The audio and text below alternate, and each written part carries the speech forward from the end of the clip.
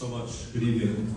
Let me start by thanking the University of Toronto students for Free Iran, this organization, for honoring me with an invitation to speak today. They've really been at the forefront of student organizing in the diaspora, and I think that's vital. And I also want to thank the Vice Provost from the University of Toronto who's here.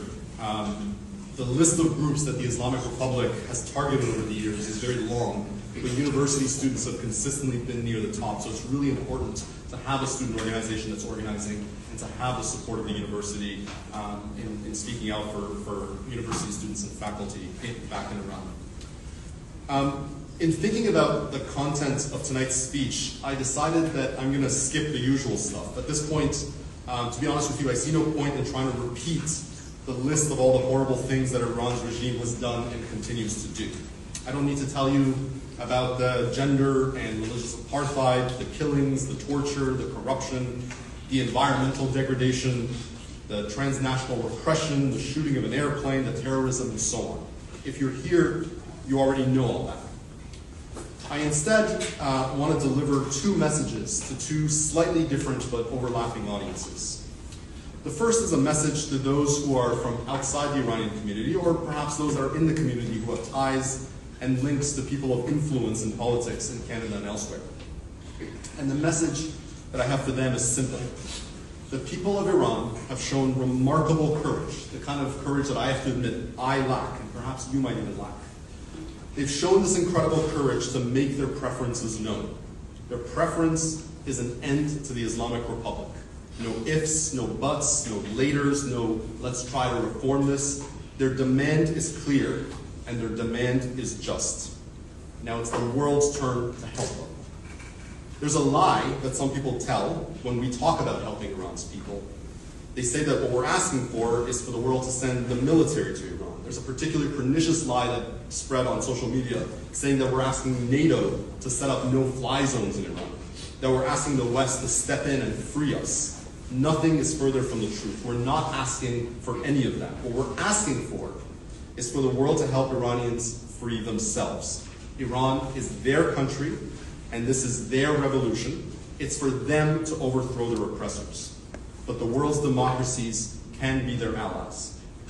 In a few days, some of us in this room are going to go to Ottawa to ask members of parliament to adopt policies that will help Iran's people.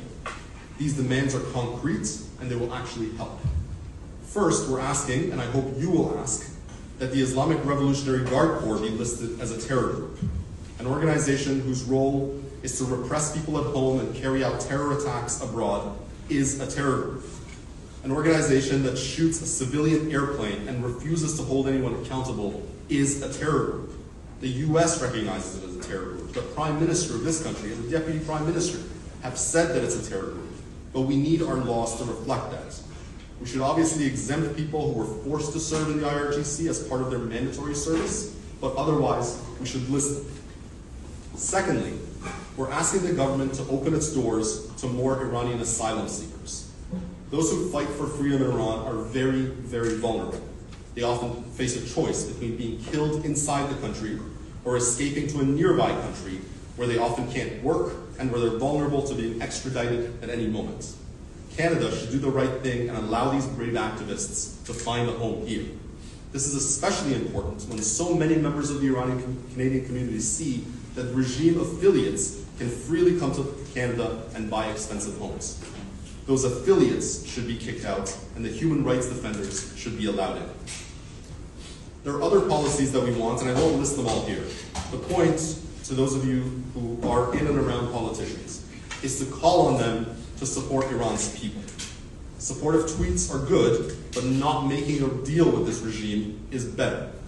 Expressions of solidarity are good, but not giving the regime $6 billion in ransom payments is actually better. Attending a protest is good, but actual policies that help the people and pressure the regime are even better. Now, I said that I want to deliver two messages to two different audiences, and that was one. My second message is to many of you, Iranians who consider themselves, even though they're far from the country, to be part of the revolutionary movement. And my message is this. The Mahsa revolution is a fight for freedom, equality, and pluralism. It's important that we preserve that character and not allow the revolution to be usurped by those who are chauvinists, those who want to drown out voices that are different than theirs, and those who want to replace one type of autocracy with another type. This revolution is about creating a democratic system.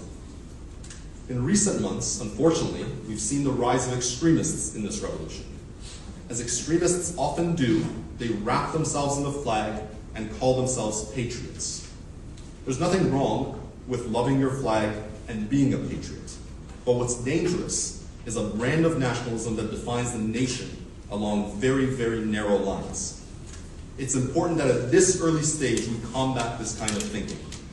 We need to ensure that when we talk about a nation, we define it as a place where the right, the left, the constitutional monarchists, the Republicans, the religious, the atheists, the traditionalists, the LGBTQ community, those who want federalism, those who want a centralized government, all of them should have a place in your definition of a nation.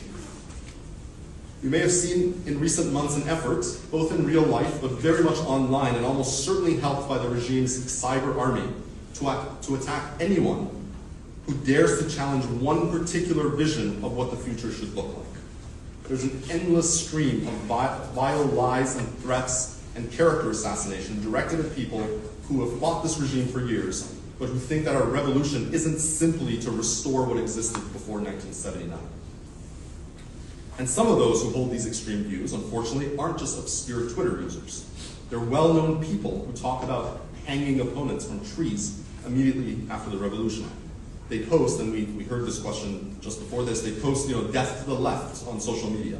They're the people who kick up a fuss when in Canada's parliament, someone, Dr. Ismailu, talks about the victims of the 1988 massacre, saying, why are we bothering to talk about them? This is a really dangerous vision, even if it happens to be expressed by people who are dressed in fashionable clothes. The solution to this, I think, is for moderates to come together and articulate their vision of what a future Iran will look like. An Iran in which everyone is free to engage in political activity, whatever that political activity is, as long as they do so without resort to violence or threats of violence. An Iran in which there is actual free speech, not just free speech for people who happen to agree with me.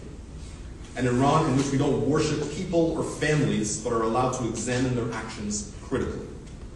And I think we, the moderates, and I think there are a lot of us, even though our voices are not quite as loud, especially in the virtual world, we need to take back symbols and words that the extremists are trying to usurp.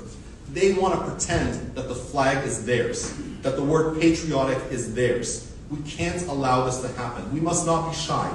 The flag belongs to all of us, and anyone who loves that country and wants to see it improve is a patriot. And we must denounce, openly and without fear, the intimidation and bullying by extremists. Our revolution is for democracy and for rights, and it must be fought for with those same values. There's no room for thuggery, intimidation, character assassination, and the idea that if you're not with me, you're a counter-revolutionary. We are, ladies and gentlemen, in a revolutionary period. We're fighting one of the most vicious and violent regimes on earth, but we will prevail because our cause is just and our resolve is strong. We need to ask the help of Western politicians that share our democratic values. We need to stand united with those who share the democratic spirit of our movement. And we need to do all we can to support those who are giving their lives for a better future. No matter what slogan they try to pass off as the slogan of this revolution, I continue to repeat, woman, life, freedom, zan, zindagi, that's it.